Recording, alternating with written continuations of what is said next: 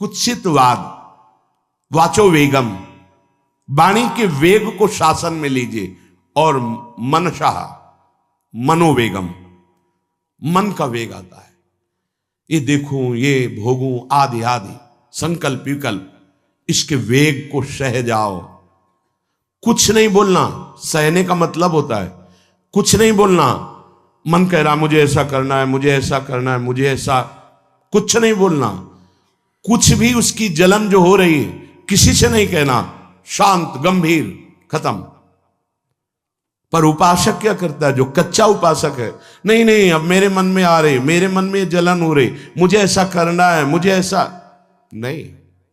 शांत, ना बोलना है जो मन में आ रहा है, ना उसकी जलन पर ध्यान देना है, अपने मंत्र नाम उपासना कर्तव्य में लगे रहो, शांत हो जाएगा। इसके शांत करने की युक्ति है, इसे मतलब मत रखो। जैसे एक पागल आदमी रोड में खड़े तुम्हारे ऊपर कंकड़ फेंके, थूके, गाली दे, तो अपने लोग क्षमा भाव से कि वो पागल है, ऐसे मन अभी पागल है, इसके निर्णय पे ना हो। ये क्षण क्षण में बदल, इसको भजन से मतलब नहीं है, इसको क्षण क्षण में नवीन नवीन प्रपंच चाहिए। ये मनशा वेगम, मनोवेगम, इसका स्वरूप यही है, यही बंधन और मोक्ष का कारण है। ये क्षण क्षण में प्रपंच चाहता है। 5 ज्ञानेंद्रियों के द्वारा ये जाल रचा करता है जीव को फंसाने का। जहां हो, जैसी परिस्थिति में हो, बहुत अच्छी परिस्थिति भगवान ने दी, उसी परिस्थिति में भजन कर ले जाओ। परिस्थिति बदलने की जरूरत नहीं है, भजन करने की जरूरत है। भजन कर ले गए तो स्थिति बदल जाएगी, परिस्थिति नहीं। परिस्थितियां कहीं भी अनुकूल नहीं होती, स्थिति अनुकूल बनाई जाती। भजन के द्वारा स्थिति, जीवन में कभी कोई परिस्थिति ही ऐसी नहीं रही जिसमें भजन किया जा सके। जीवन में पूरे, अगर पूरे जीवन के तारतम्य को देखते हैं तो एक कष्ट की वेदी पर स्वाहा ही स्वाहा होता रहा है। जीवन की आहुति केवल कष्ट पर, और आज भी कष्ट ही कष्ट। फिर आप सोचोगे सुख किसे कहते हैं? ऐसे कांटों वाले पेड़ पर ऐसा सुगंधित फूल खिलता है कि जिससे परमात्मा मुग्ध हो जाता है।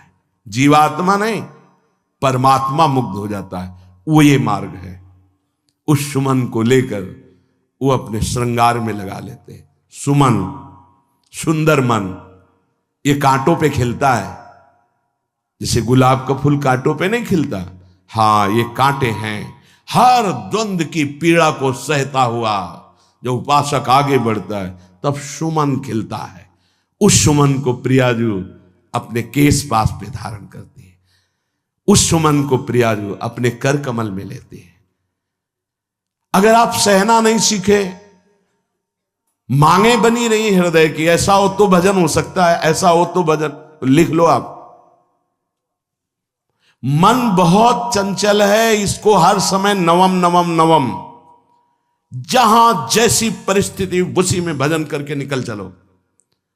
गृहस्थ में हो, विरक्त में हो, गांव में हो, शहर में हो, जहां जैसी परिस्थिति, परिस्थिति बदलने की कोशिश मत करो, स्थिति बदलने की कोशिश करो। जिनको लगता है परिस्थिति बदल जाएगी तो भजन होने लगेगा, नहीं। भजन होने लगेगा तो किसी भी परिस्थिति में भजन होने लगेगा। भजन नहीं तो किसी भी परिस्थिति में नहीं होगा, पक्का समझ लीजिए। इसलिए मनोवेगम, ये जो मन का वेग आ रहा है, इसको आप सहना सीखो और प्रियाजू पर भरोसा रखो। उनको जैसी परिस्थिति देनी होगी दे देंगी ना, भरोसा रखो। अगर मांग मुख से निकाल दी तो अधूरापन साबित हो जाएगा कि हमको ये खाना पीना, ये हमको पहनना, ये ऐसी परिस्थिति, ये ऐसी छोड़ दो। जोई जोई प्यारो करे सोई मोहि भावे। शांत हो जाओ, मन के वेग को सह जाओ। क्रोध वेगम, महाप्रभु कह रहे कुत्सितवाद विकार है। समस्त विकारों में प्रधान विकार होता है काम। काम से ही क्रोध का प्रादुर्भाव होता है। क्रोध एक वृत्ति है जो आने जाने वाली, स्थायी कोई नहीं है। जिस समय आपके अंदर क्रोध आए उस समय मौन होकर हट जाइए वहां से, तुरंत जाकर थोड़ा ठंडा पानी पिए, प्रभु के चरणारविंद की तरफ अपनी वृत्ति को ले जाने की कोशिश कीजिए। उस व्यक्ति से चिंतन हटाइए जिससे क्रोध आ रहा है, उस व्यक्ति की उस क्रिया से चिंतन हटाइए जिससे क्रोध आ रहा है, हट जाइए। ये क्रोध का वेग अगर आता रहा तो भजन करने पर भी अनुभव नहीं हो पाएगा। एक बार अच्छे से क्रोध आ जाए, अंदर हृदय जल जाए, तो 1 महीने भजन के प्रभाव को रोक देता है पूज्य बाबा के उसमें। फिर आप अगर 12 बार साल में आ गया तो क्या अनुभव में आ गया। इसीलिए 20-20, 50-50 वर्ष हो रहे हैं, कुछ अनुभव में नहीं आ रहा। बहुत सावधान। क्रोध हमारा नाश करता है, किसी और का नहीं। हमारे भजन का, हमारे हृदय के आनंद का, हमारी वृत्ति का बड़ा हल्का स्वरूप हो जाता है क्रोधी पुरुष का। इसलिए क्रोध को सहना है, उसके वेग को सहना है। वाणी के वेग, मन के वेग और क्रोध के। अगर क्रोध के वेग को सह गए तो अगला है हिंसा का वेग। वो अपने आप सह जाओगे, क्योंकि क्रोध से ही हिंसा होती है। हिंसा का वेग, वाणी के द्वारा बहुत हिंसा होती है। ऐसे कठोर वचन बोल दिए जाते हैं जो हृदय को चुभते रहते हैं। बाहर का डंडा लगा है, पिटाई हुई तो 2-4 दिन में ठीक हो जाएगा, लेकिन हृदय में जब पिटाई की जाती है कठोर वचन के द्वारा, तो 10 साल बाद अगर दिखाई दे तो फिर ये वो बोला था, ऐसा बोला था, वो हृदय में घाव बना रहता है। वाणी का हिंसात्मक स्वरूप प्रायः क्रोधी जनों में ही पाया जाता है। अगर क्रोध वेग को सह गए तो वाणी के द्वारा हिंसा नहीं होगी, और मन के द्वारा मलिन हृदय में हिंसा का भाव होता है कि चलो हम वैष्णव में मारेंगे तो नहीं, पीटेंगे तो नहीं आपको, लेकिन भगवान तुम्हारा नाश करेंगे, भगवान बहुत जल्दी, ऐसा भाव मन में, ये भी हिंसा है।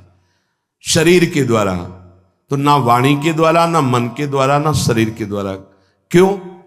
उसके हृदय में भगवान बैठे हैं, हमको उनको रिझाना है, हमें निर्दोष होकर भगवत प्राप्ति करनी है। ये हजारों दोषों की पंक्तियां यहां हैं। कोई कह दे हम निर्दोष हैं, हमें लगता है कि यही सबसे बड़ा दोष है। नहीं तो अंदर देखा जाए ना तो क्रम क्रम से धीरे धीरे निर्दोष हुआ जा रहा है प्रभु की कृपा से। कोई जन्म से निर्दोष नहीं होता, वो तो अवतार होते हैं भगवान के।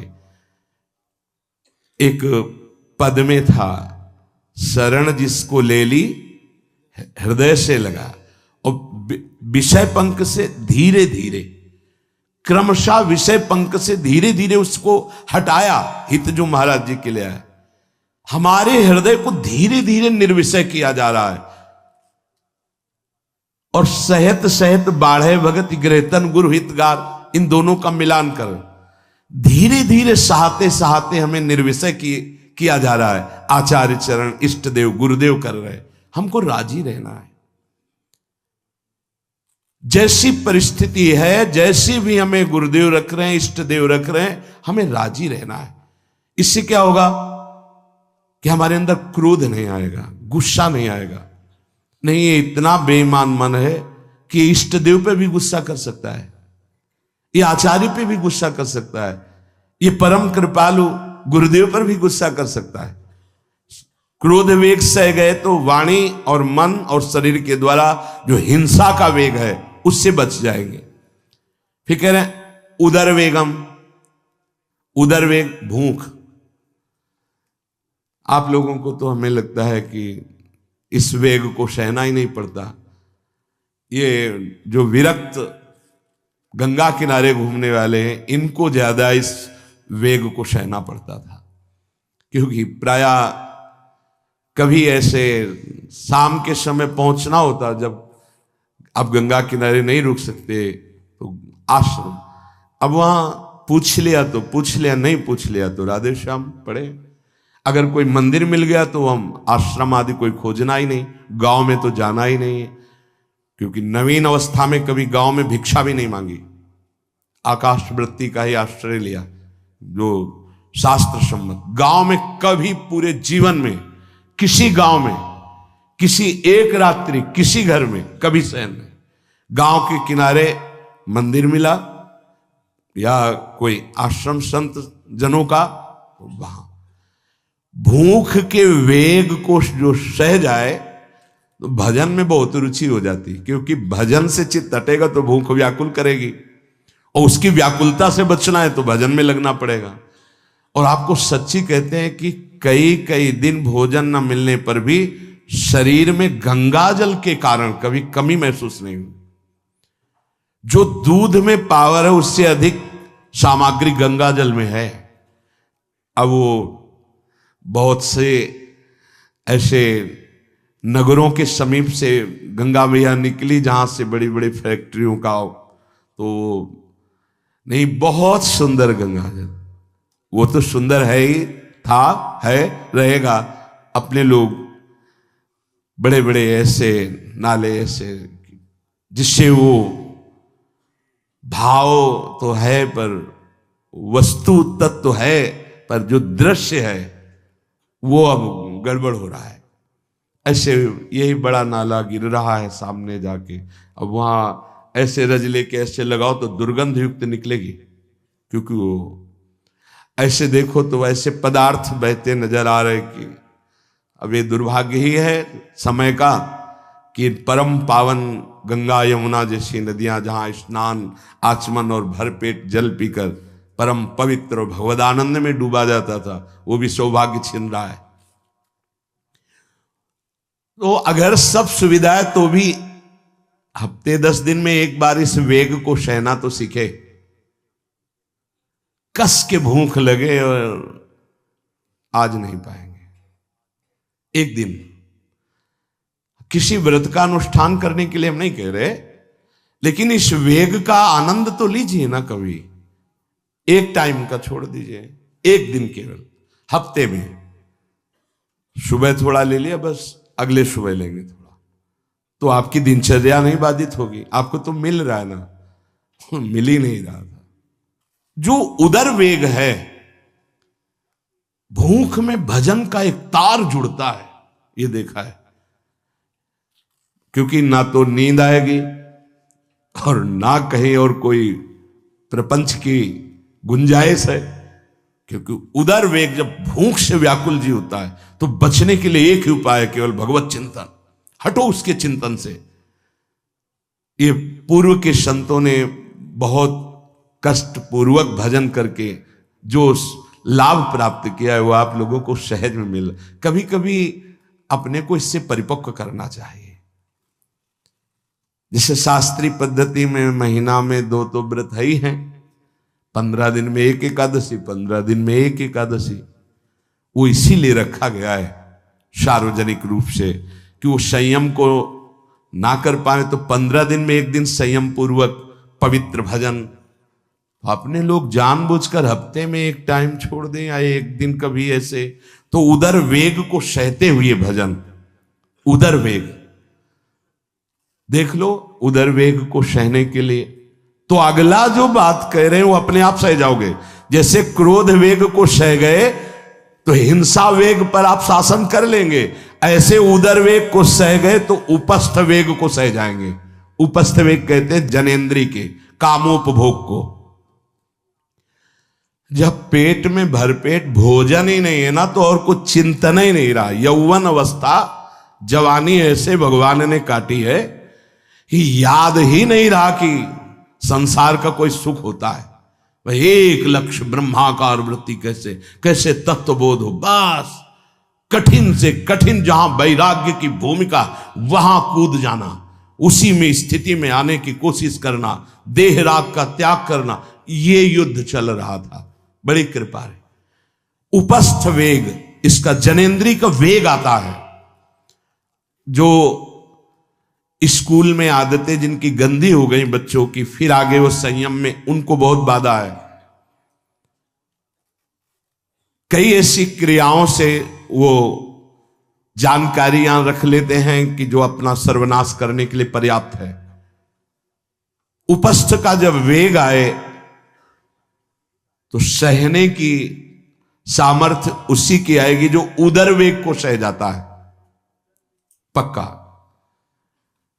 किसी उपासक को देखा बहुत शरीर कृश हो रहा है, तो पूछा क्यों, भोजन क्यों नहीं करते, आप ऐसे कैसे हो रहे, पहले तो आप ऐसे नहीं थे, आप तो पहले बहुत स्वस्थ थे, फिर क्यों, कहा ऐसे नहीं, बताइए क्या, ज्यादा आवश्यकता नहीं है, जीने के लिए बस प्राण पोषण के लिए डाल लेते हैं, क्योंकि जो शांति चाहिए वो तो इतने से ही मिलेगी ना।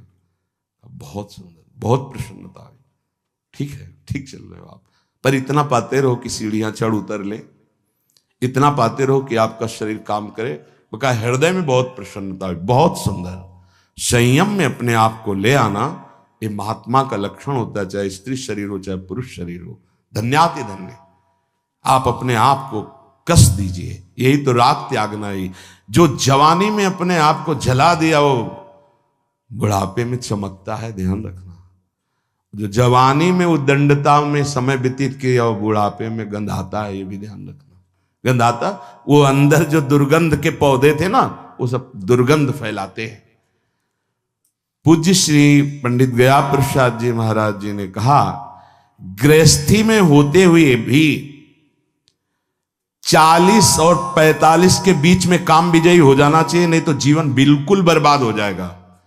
जो कुछ गृहस्थ धर्म की सेवा है 40-45 के बीच तक हो जाए, मतलब 20 से 25 से ब्याह हुआ आपका, 40-45 तक लड़का बच्चा, इसके बाद अखंड ब्रह्मचर्य धारण कर लो।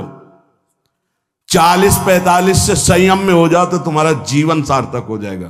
पूज्य पंडित गया प्रसाद जी महाराज, बहुत जरूरी है उपस्थ जनेन्द्री के वेग को सहना। पर हर वेग अपने आप में बहुत कठिन है, पर एक दूसरे से इसका तारतम्य है।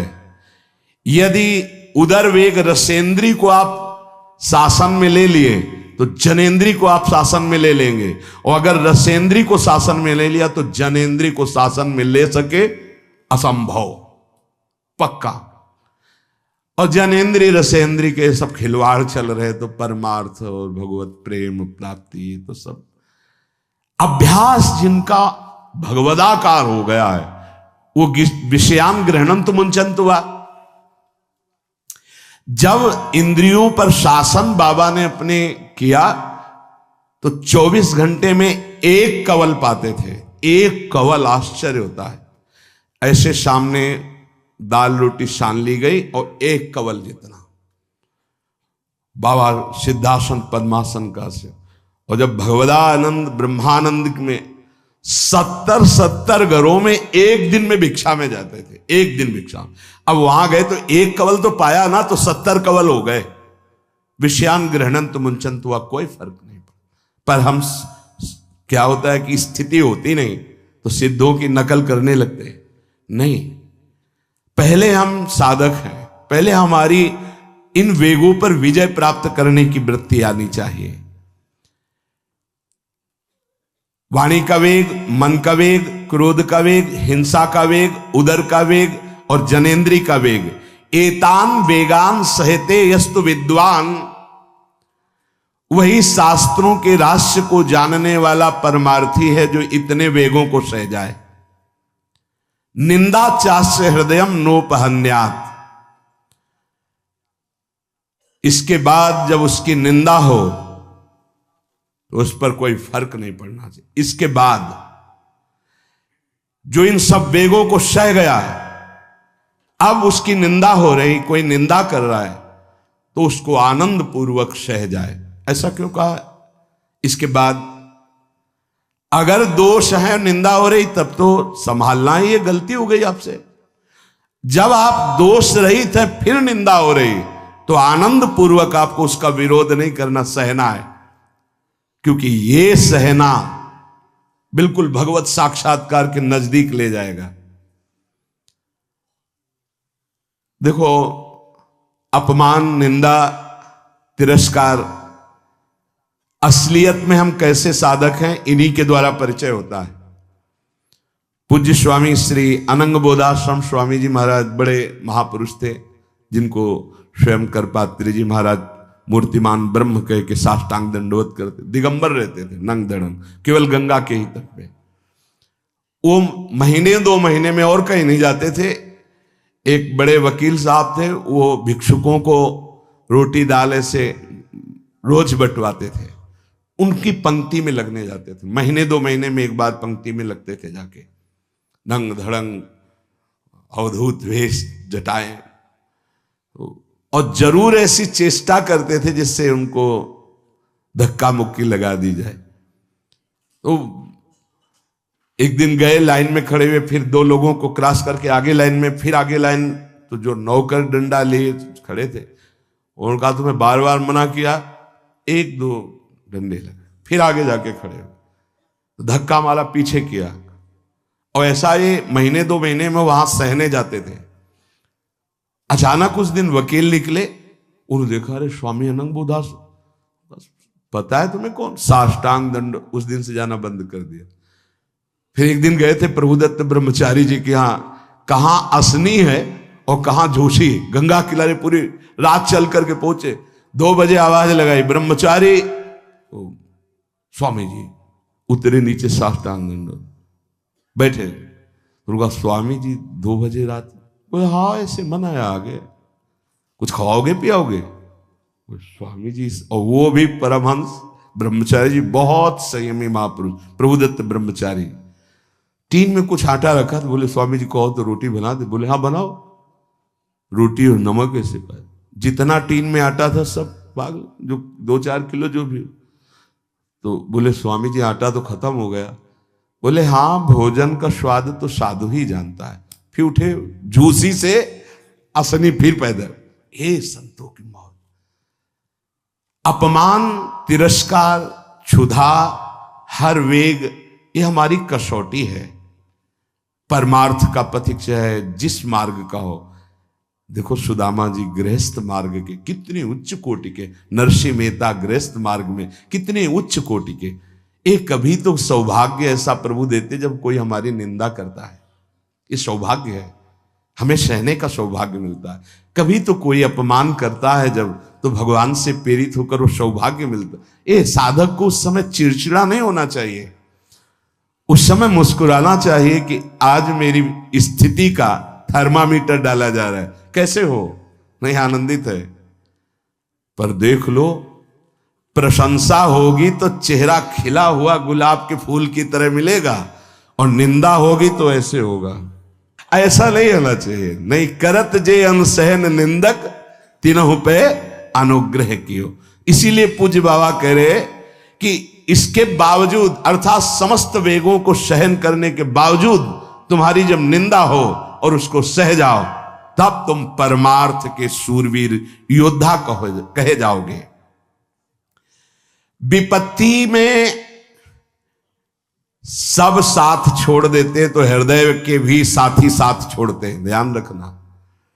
जब विपत्ति आती है तो मन भी साथ देना बंद करने लगता है, विपरीत जाने लगता है, बुद्धि भी विपरीत जाने लगती है। इसलिए जो विपत्ति में अपने धैर्य और साहस को न खोकर अपने सिद्धांत से चलता है उसे महात्मा कहते हैं, चाहे वो गृहस्थ हो चाहे विरक्त हो। ध्यान दीजिए, संपत्ति में, अनुकूलता में तो सब सावधान होने की कोशिश करेंगे, बड़ी कृपा है भगवान की। यहां कहने विपत्ति में सब साथ छोड़ते हैं, ये जीवन में देखा है। विपत्ति में ना तो बाहरी कोई साथ देता है और ना मन साथ देता है, उस समय भजन साथ देता है, भजन। विपत्ति में हृदय को जो दृढ़ रखे, धैर्यवान और साहस बिल्कुल ना गिरने पावे, आगे बढ़ो, नाम जब तुम्हारा भजन वैसे ही चलना चाहिए, तब समझना चाहिए कि हमारी साधना परिपक्व। विपत्ति में कोई साथी नहीं होता, देखा गया है, कोई साथी नहीं। मन भी धोखा दे देता है, मन भी, अपना मन भी साथी नहीं, उस समय केवल भजन साथी होता है। तभी विपत्ति को कुंती जी ने मांगा, क्योंकि उस समय एक ही साथी होता है, हरि बस। संपत्ति में तो बहुत साथी मिल जाएंगे, अब तो साथी ही साथी हैं, जिधर देखो उधर साथी हैं। और उस समय तो जिधर देखो उधर केवल हरि है, दूसरा कोई है नहीं। ये बड़ा सुख मिलता है जब तिरस्कार और विपत्ति एक साथ होती है, तो सीधे प्रभु से फोन में बात होती, सीधे प्रभु होते हैं कि आपके सिवा को। इसीलिए बहुत प्रवीण है कुंती माता, इसीलिए कहा कि मुझे विपत्ति दीजिए जो हर कदम में आपका स्मरण कराती है। अच्छा, प्रभु जब कृपा करते हैं तो ऐसी विपत्ति देते हैं कि अंतिम श्वास तक वो बनी ही रहती है, अंतिम श्वास तक बनी रहती है।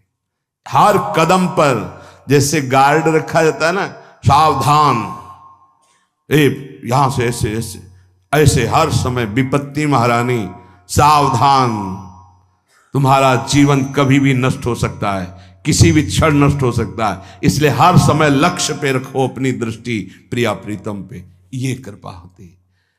तो उपासक को जब विपत्ति मिले, सब साथ छोड़ दें, मन भी ना लगे, तब धैर्य और साहस दोनों को सुरक्षित रखते हुए साधना में समय आया है, परीक्षा आई है, फेल मत हो, धैर्य पूर्वक डटे रहो, निकल जाएगा। ये तूफान है, मन का तूफान है, माया का तूफान, निकल जाएगा, आगे बढ़ो। अगर भूल गए तो इससे बड़ी कोई हानि नहीं होगी, ध्यान देना। साहानिस्तन महच्छिद्रम सा चांद्र जड़ मूढ़ता यन्मुहूर्तम क्षणार्धम वा वासुदेवम न चिंतयेत। अये उपासक, वो मुहूर्त, वो आधा क्षण जिसमें आप अपने प्रभु को भूल गए, किसी भी प्रकार से अपमान को देखकर, निंदा को सुनकर, विपत्ति के जग सबसे बड़ी हानि हो जाएगी। आधे क्षण के लिए भी प्रभु को नहीं भूलना। सबसे बड़ी त्रुटि अंधापन, जड़ता, मूर्खता होगी कि उपासक निंदा सुनकर अपमान की परिस्थिति में या विपत्ति में अपने प्रभु को भूल जाए। नहीं, एक क्षण के लिए भी नहीं, ना संपत्ति में भूलेंगे और ना विपत्ति में भूलेंगे। जो उपासक है वो ममता शून्य होता है, इसलिए उसका भजन नहीं रुक सकता। न शरीर पे ममता है, न किसी संबंधी पे ममता है, तो विपत्ति किस पे आएगी? इन शरीरों पर ही तो आती है। विपत्ति किस पे आएगी? संबंधों पर ही तो आएगी। तो उसका भजन क्यों नहीं रुकता? क्योंकि ममता शून्य है।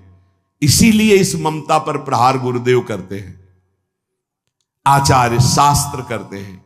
ममता शून्य बनो, अपनी ममता केवल प्रियालाल से, तो भारी विपत्ति में भी हमारी ममता सुरक्षित श्यामा श्याम से, उनका चिंतन चलता है।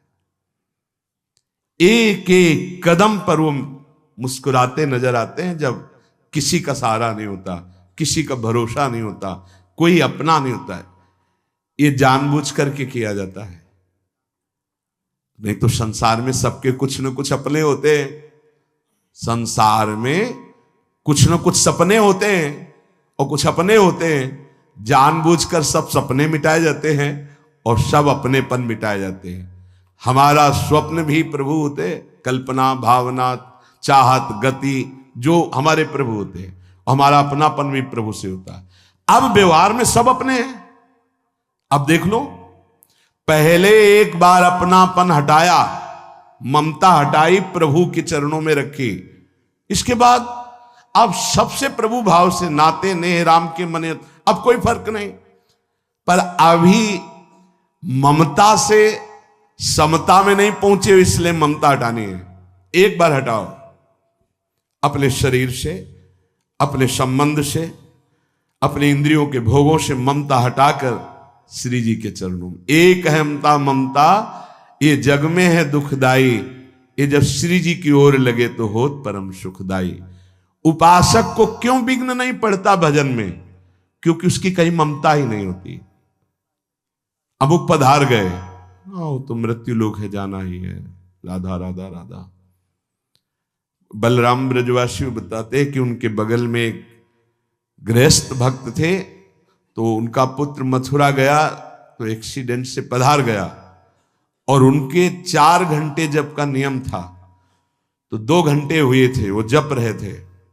सूचना ही कि आपके पुत्र का एक्सीडेंट हो गया और ऐसा ऐसा, तो उनका है पधार गया। बोले पधार गया? बोले जब पधार ही गया तो आगे का कार्य आप लोग देखो, 2 घंटा रह गया, पूरा जप हो जाने पर ही हम उठेंगे। पूज्य श्री मुखिया जी महाराज जो इस समय गाते हैं, राधा वल्लभ जी इनके पिताजी, बड़े मुखिया जी कहे, जहां राधा वल्लभ जी के सामने हारमोनियम में ऐसे हाथ रखा और एक बार राधा वल्लभ जी को देखा, आंख बंद की, तो समाज पूरी होने के बाद ही आंख खुलेगी। इतने में सूचना है कि आपके बड़े पुत्र को अग्नि के द्वारा ऐसा, तो शरीर पूरा हो गया। तो बस राधा वल्लभ जी की तरफ देखा, आंख मूंद ली, पूरी समाज करने के बाद ही उठे। क्यों? क्योंकि ममता शून्य है। ममता युगल चरणारविंद में राधा वल्लभ लाल जी के जाने का समय निश्चित है, चला गया। अब हम श्री जी की सेवा में उसका मंगल ही होगा, ये आना बड़ा कठिन है। ममता का त्याग होना बड़ा कठिन।